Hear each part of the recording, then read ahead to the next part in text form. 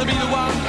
Well, one man in serious trouble at Queensland Raceway was Greg Ritter, the Formula 4 Championship leader. An absolutely spectacular crash during racing on Saturday afternoon. But a man who's not in trouble, a man who's actually having a fantastic weekend, is Russell Ingall. What a great win. Congratulations. Yeah, no, really happy. Something about Queensland, we always do well. And honestly, it was a real gamble because we didn't really know how we were going to go in the race, over a race distance.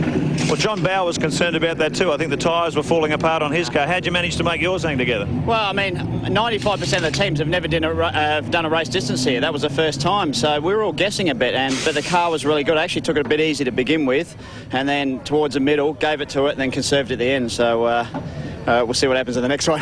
Could be a good day for you. I certainly hope so. It's about time. Well, how would you like 1 or 2 of 3? And there is the Enforcer, fresh from his first race win. Now, we have checked up on the tyre situation with Garth Tander, and in fact, he was on the correct tyres. He was on the tyres, in fact, he qualified on. Craig Lowndes and Mark Scaife, the 2 Mobil 1 HRT boys, will share the second row. Radicic and Bright, and then we go back to Bargwana and Crompton, who held steady in 8.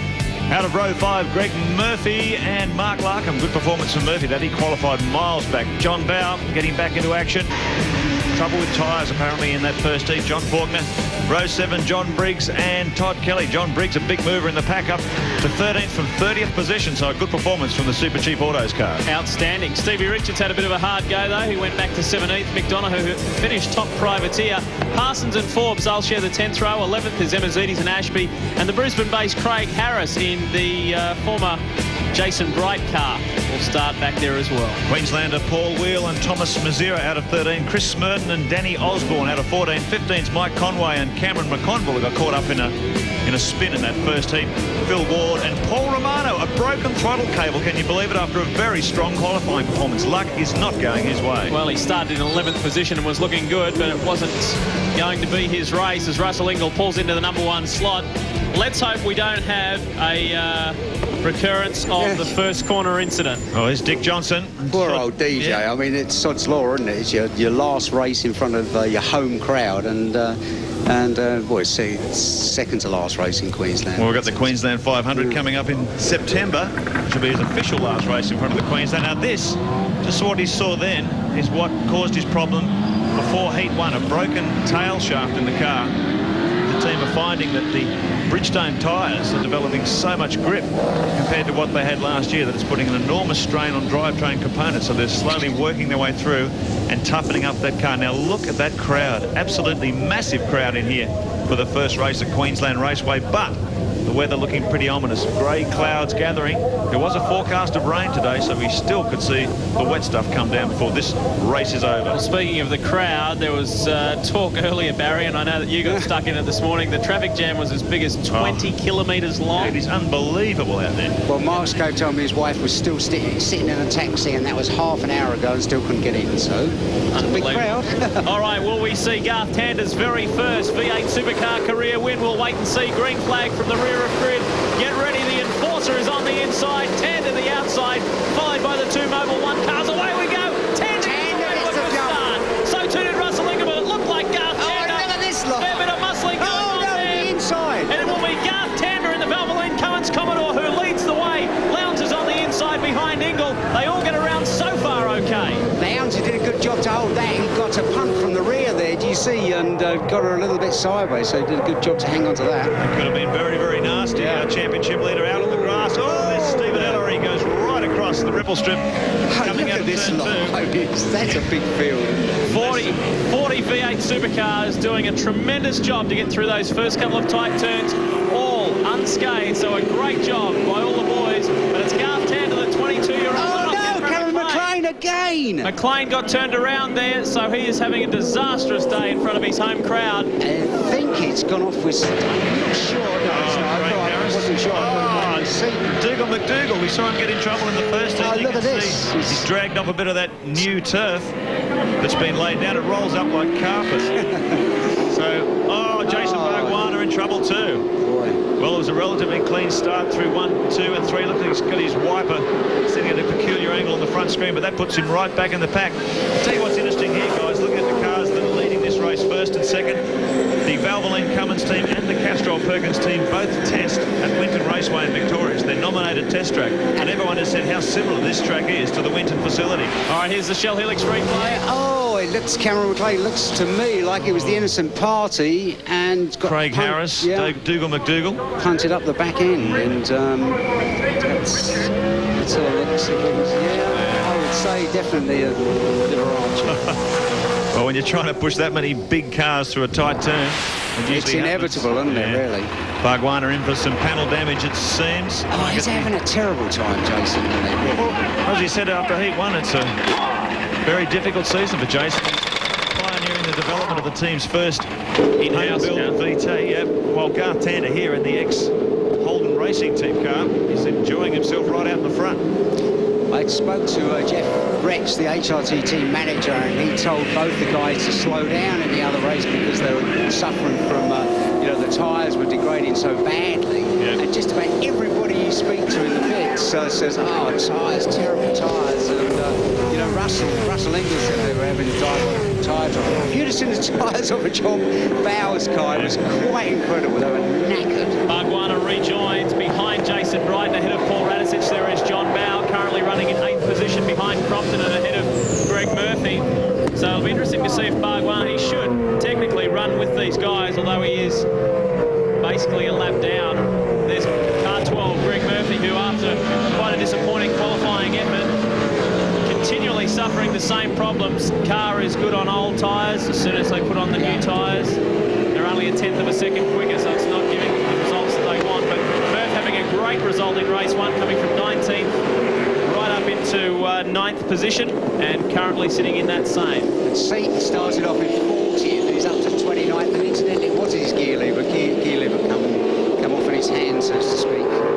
The biggest trouble they've been having with tyres, I was talking to Graham Brown, the Bridgestone engineer. He said that the tyre isn't working together as a unit. They're getting plenty of heat into the tread, but the case itself isn't getting enough temperature, so the two things are fighting each other, and that's what's distressing the tyre. Good battle here. It's largely caused because this new surface is so smooth that they're really having trouble getting the tyre to work on it. But the good thing is with control tyres, it's the same for everybody. I like that though, like distressing the car. Well, they're looking quite distressed, aren't they? Tight battle here between Stephen Richards, John Faulkner and Todd Kelly. Faulkner had a terrific run in race 1. He came from 23rd to 12th, so a big forward surge by him. This is 2nd and 3rd on screen at the moment, Ingle and Lowndes. I tell you what was interesting, Radisich was coming up towards the end of that race, and I asked why, and he said he really looked after his tyres and really pussyfooted with them for the first sort of 3/4 of the race, and then really came on strong towards the end, so it should be good to keep your eye on him.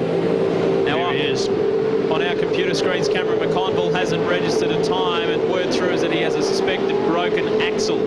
So a disastrous day for McConville after such a good showing at his first appearance this year in the V8 Supercars at Sandown. Oh, a bit of battle damage on the front of Paul Radisich's car.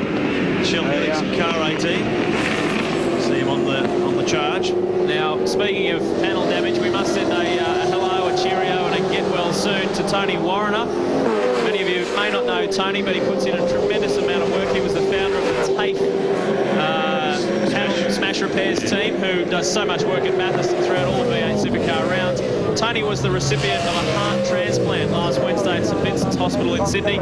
We know Tony will be watching, and we wish you and your family all the best. So get well soon, mate. Oh, look at Radisich right out on the rough stuff. Boy, that is the most critical corner on the track, that turn 2. You've really got to get it right because it carries a lot of speed down this long back straight. And you can see Radisich giving it everything. He went right out across the ripple strips. Might have done a bit of damage underneath. They're on board with the Cat Racing Falcon now. Have a look at the tyres off this car after Heat 1. Just overtaken Neil Crompton, so Bow continued to charge. That puts him up to 7th position. Might have 10. Lap counter tells the story. Bow's tyres, they were in a pretty bad way after that first heat, so the team would have gone back and thought about their setups, trying to make the car work for them. It's a pretty tough ask because no one's been here before. But they were by far the worst, weren't they? You know, when you consider that's when the setup of the car, that he was so quick. He was 0.4 of a second quicker than anybody in qualifying, and obviously paid the price. Well, that's probably what it was. Yeah, you're right. His suspension setup was so radical that he was able to find behind 4/10 of everyone, but it must have been very, very hard on the tyres, it's proved today. The rear shot from the Cat Ford, the Be Clear and Simple onboard camera. Great to have a new sponsor with us in the V8 Supercars. He's the fastest man on the track too, Lee, a 1:11.28 for the Caterpillar Falcon. So Bow is really flying. Let's see if he can keep up his consistency. Lap 5 to lap 6 of 17. So maybe the Cat Ford is going to get stronger as this day progresses. Meanwhile, Russell Ingall trying to close the gap to our race leader, Garth Tander, doing a sensational job in the Valvoline Commodore. And he's copying plenty of heat from Craig Lowndes in 3rd position. Plenty of time still remaining, though. It's only lap 6 of 17, so Tander still has to hang in there for quite a while yet. Scaife holding on, and here comes Paul Radisich on Bright. It's a right. I've been watching down the back straight. It's a right old fight. They were side by side going down the back straight, and it was side by side going into the corner at the end of the straight. So it's definitely having a good go to get past Jason. Look at John Bow, though. He's really caught up these two, so now it's a threesome. John Bow's really flying in this race. Battle of the Falcons. Bright again is the top Ford runner, but for how much longer will Radisich slip on by? And John Bow coming up all the time. Crompton back in 8th, Murphy 9th, Larkham holding steady in 10th. Ellery is 11th, and Stephen Richards has worked his way up into 12th position at the moment. But this is the battle. Radisich versus Jason Bright, the Shell Helix Ford and the Pertec Ford. Here comes Radisich. 250 kilometres an hour as they brake hard for this very tight turn 3 at the end of the back straight. Oh, that's going to be close. He was on the outside there before. There's no way around the outside, but you've got to try every way you can. You know, they're pretty evenly matched. And so we have another go down here. yeah, it's just no room though, really, when you're pretty evenly matched. Unless out the double right-hander onto the back straight, you get a good run out of that and can just get some more speed and get alongside. You've got to be alongside at the inside, not the outside. Well, the podium finish, the 3rd place at Sandown by Paul Radisich, gave a breath of fresh air into the Shell Helix team and a much-needed morale boost. So another good result here will do that team wonders, that's for sure. Well, Tanner's doing an England. He's got 1.4 seconds on Russell. 1:11.24 for our race leader, England 1:11.44.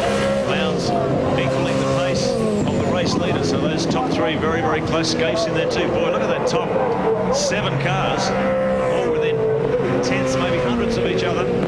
And look at Lowndes trying to find a way past the SLX Commodore. And Ingall's really got the jump on him here. That Tander's car is working particularly well around this track. Oh, look how close can he get?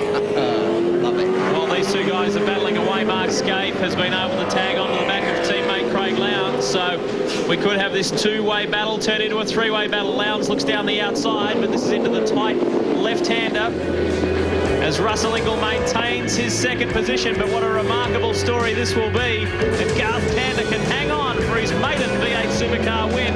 Bright is still in 5th ahead of Radisich, Bow and Crompton. Back in 9th position, it is Greg Murphy from Mark Larkham, Stephen Richards and Todd Kelly still doing well in 13th. More right after this. Welcome back to Queensland Raceway. Well, the Enforcer couldn't hang on. Lowndes slipped up the inside. And look who's behind him. Scaife is behind. Yeah, boy, Russell. Lowndes has got a little bit better run out of the double right-hander, and Scaife was right up Lowndes' bottle, and there was no way that Russell could do it. But now the great thing is, well, not so great for the drivers out there. It's pouring with rain. Simon Emmazides. Oh, that was close. Yeah, it's pouring. Whoa! Nash! Oh, well, he did the best he could to avoid that, didn't he? Yeah. Look at this now. It's really tricky conditions now. You see look at this. Lowndes on the inside of Scaife. Well, the rain's coming down heavier and heavier here. His teammates going, look at this. No team orders here, boys. And the thing about when it rains is your tyres are nice and warm. You've got to go as hard as you can for as long as you can to keep the temperature in your tyres, Scaife, back down the inside there. And then once the circuit gets saturated, you obviously have to go slow. The tyres lose Russell's gone in. Russell's gone in. He's done the wise thing. He's gone in to put some wets on, I would imagine, because if it is really going to pour down, then that's what it needs. Oh, it is. Look at the well, that's it. He's done the right thing. Well, yeah, that's the way that they won the Tickford 500 at Sandown last year. Russell Ingall and Larry Perkins. Superior. Now look at this. Now, if tactical decisions. That was a superb decision on behalf of Ingall, because there's every chance that these two guys could go off because it is really treacherous, and You'd have to say with Larry's thing, I can't understand why they have those 5 bolts. Oh, red flag. Well, the race has been stopped. Obviously the officials, I'm not sure, everyone out there on slick tyres, and the rain hit so hard, maybe they thought it was too dangerous a situation. Oh, yeah, but I have to say, hang on a second, in my opinion, they should just left that the way it was. People can come into the pits the way Ingle has. He was the wise guy, he's straight in, whacked the wets on, and I think that's unfair to Ingle. Oh, poor old Garth Tander won't be feeling so great at the moment after having a handy buffer over the 2 Mobil 1 boys. So a red flag situation here at Queensland Raceway as the rain buckets down after a great first race weather-wise. Now this was the prediction for the entire weekend here just outside of Ipswich for rain. We were quite fortunate earlier today, but not the situation at the moment. Well, that says it all, doesn't it? There's the whole red flag out there stopping the race, and you'd have to say that I wouldn't think that Russell, Russell's shaking his head. He wouldn't be happy. You know, he was the guy that had the bottle. He came in to change onto wet tyres, and basically they've stopped the race. That's just a shame. Well, plenty of action from Queensland Raceway today. Round 7 of the Shell Championship Series as a furious Russell Ingall sits in his car. We'll be back on the other side of this. Welcome back to Queensland Raceway. Well, we've had it all here today. Sunshine, good racing, a little bit of rain, and there's still one more race to go. Plus this, 6 laps remaining in the second race as they regrid, and there's the green flag at the back. Well, can Garth Tander hang on for the second part, if you wish? He's got the inside run. Lowndes is the outside. Watch the lights. Oh, Lowndesy. Craig Lowndes gets away to a brilliant start, and Scape and Ingle, here they come. Yeah. So Russell Ingall moves in front of Mark Scape. He hangs on to second spot, and Tander has gone back to 5th. Well, that's a shame for Tander. He's on the dirty side of the circuit, and you know, in the dry there's no grip there. In the rain, it's absolutely no grip. You see, he lost 3 places. That was an outstanding start by John Faulkner, who was back in 12th position. Faulkner's there in what, 6th or 7th? So great start by John Faulkner. It's very important that Tander keeps his cool here, because the results from this race will be an aggregate of the 2 halves, and he was something like 2.5 seconds or 2.8 seconds in the lead in that first half of the race. So by the time they've done all their arithmetic, after this, if he's in a good position, he can still win it. So it's really up to the mathematicians to sort out who the winner of this is. Barguana and Seaton working their way through from behind as Radicic menaces Mark Scape in the number 2 Mobil Holden Racing Team Commodore. This is the view back from Russell Ingall's car. Everyone's gone out. Mark Scape's car. Everyone's gone out on wet weather tyres for this one. There's only 6 laps, so Yeah, just about should be okay, Mark. Because there is a dry-ish line, but I don't think that looks pretty dry there. But everybody's in the same boat, so it should be quite fun when they do get the blocks on the sides really get hot, because it gets all jelly-like. Magnificent start in this second part by Stephen Richards in the wins car, who is there in 9th position, just ahead of his teammate Greg Murphy. okay, so on our timing monitor, on aggregate this is, it's Garth Tander is still leading the race. Craig Lowndes and Russell Ingall. It's a very different thing to what you're seeing on the track, but we guarantee you we'll sort it out by the time this race is finished, and we'll give you the full finishing results from Heat 2. Hard under brakes. Down the end, Tander comes to a look on the outside. Tander just needs to stay as close as he can. A beautiful over and under move on Radicic. Nice one. But he's on the wrong side of the road. Radicic. Radicic, if he can, yes, Radicic. Good outbraking manoeuvre there by Paul Radicic. Holds the inside line through the mid part. Look at Stephen Richards in the wins Commodore. Right there with Garth Tander. This is a great showing by him, and he slips up the inside of Garth Tander. Yeah, Faulkner's back there as well. Garth car didn't turn in too well coming out of turn 5. That allowed Richards to slip up the inside of the wins machine. So on aggregate, Tander is still leading this race, but boy, it's going to come very, very close if he slips back anymore. 4 laps remaining. He's going to lose the lead of this race. Yeah, he needs to stay as close as he can, and he didn't need Stephen Richards to duck up the inside. Absolutely, I was just going to say the same thing. It's in actual fact, aggregate-wise, Mark, I would say that's done the trick already. You know, because it looks more than enough behind. Last lap around, he was only 1/10 of a second on aggregate ahead of Craig Lowndes. minutes, and I'm pretty sure he would have lost that position yet. Lowndes now has gone through into the lead on aggregate. Faulkner helping himself big time as well. He's gone up, moved up one position better into 11th. As Radicic still there with Scaife. So the good start by the still sponsorless John Faulkner has helped him one position better. So time running out. Paul Radicic still trying to make a move on Mark Scaife. And Radicic the top of the Ford runners at the moment, and behind him Bow and Bright as we look forward to round 8 of this year's Shell Championship Series from Melbourne's Calder Park, and we'll see you there in a few weeks' time on July 25. Still, this is on aggregate. Lowndes leads Tander. Although Tander well back in terms of on the track. There he is there in the Valvoline Cummins Commodore. He's gone back on Stephen Richards. Chasing out after Paul Radicic. Yeah, that puts Tander into second position, 1.4 seconds behind Lowndes on aggregate. Keep in mind this is a race split into 2 halves because of that rain shower. So 3 laps remaining. We're getting some great pictures out of the back of Mark Scaife's mobile Commodore. I think we might see something here, Mark, because I know that it looks like Paul Radicic is really getting impatient, and he's still on the wrong side, really. Yeah, Scaife's beautifully positioned as they break hard. Very frustrating for Paul. 250 k's right down to about 70. They come out of the... Tander's got him. Radicic had a terrible exit from that corner. Tander up the inside of the Valvoline so. car. No, I think Radicic will have it because on the proper side of the road, on the left-hand side, yes. Similar situation that Tander found himself in earlier with Paul Radicic heading into the mid part of the Queensland Raceway circuit. They head up into that loop in the centre and then back down to the second very tight hairpin before the run onto the main straight. We're running out of laps in this very quick sprint. So on aggregate, Garth Tander has gone, oh geez, it's constantly changing. We might leave this final result sheet until these cars cross the line, because it's constantly changing depending on the gaps these cars had in the first part of this race. So we'll just call it as they are on the track at the moment and let the mathematicians sort that one out. Oh, look at that big slide. Oh, that's it. The tyres are really getting hot now. Oh, look, everybody hanging around now. This is great stuff. 2 laps remaining. Looking at these big... And the more they slide, the more the hotter the blocks get, and the more sort of, it's like driving a bowl of jelly with a steering wheel. When they really get hot, you see them, you come out of a corner and the thing will wobble from side to side, and that makes the problem even worse because it heats the blocks up even more then.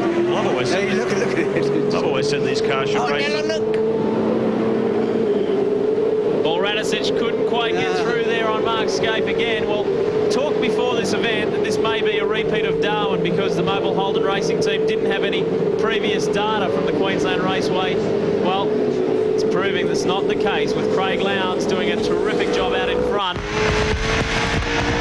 Mark Scaife not too far behind either, but he's being hassled. Here comes Tander again. The run on Paul Radicic, he goes the outside. Now he's trying to get himself on the right side for this run into the middle, but he's got a long way to catch up on Radicic. 1 more lap left to run in race 2, round 7 of the Shell Championship Series. And Radicic goes up ahead of Mark Scaife.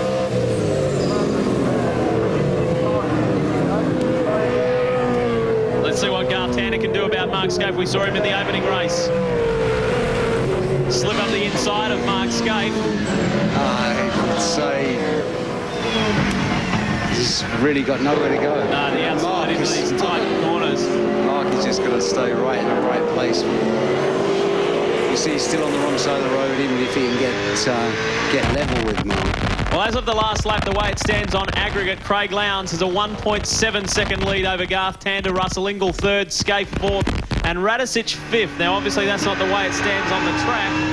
But that's the first 9 laps, followed by this second 6 laps joined together as we watch great pictures of Garth run Tander. out of that. Great run, but he can't get anywhere, you see, unless he goes over the top of him. Which is obviously the long way around. This is the run to the line. And what's been a rain-interrupted second race will go Craig Lowndes' way. He takes out race 2. Now Russell Ingall across the line in second. Now we will update you on the final aggregate positions a little later on. But a good strong run towards the end.